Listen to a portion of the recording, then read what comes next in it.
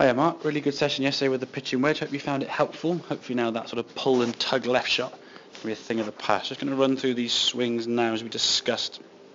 The issue was your club was getting a little bit flat on the way back. If we sort of look at these lines here on the screen where the club was being taken away, a little bit underneath plane and a little bit flatter on the inside. You can see the left hand swing now.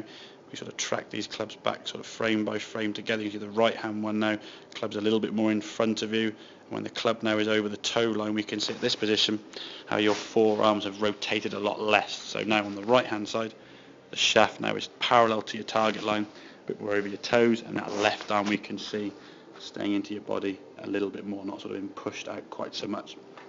And from there now we can sort of hinge the wrist up, getting the club a little bit more on plane as we can see, up the top of the backswing now with no need to sort of redirect or reroute the club. The club can come back down, back on plane to the golf ball, a little bit steeper, but again with the pitching wedge, not the end of the world, but it's going back down on a better line with the club face squarer because of the wrist hinge we've made, and the club now can then release through the target without any fear of that golf ball going left, as we saw. So a couple of drills that we talked about there in terms of that swing. One, we can do some swings up against the wall to try and stop that club coming too far behind.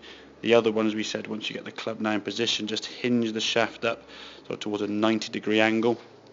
And once the club gets to here, make a few swings, get that feeling of where that left arm and left wrist need to be. So hope that all makes sense. Any questions, obviously give me a shout, mate, and I will see you next lesson. Cheers, mate.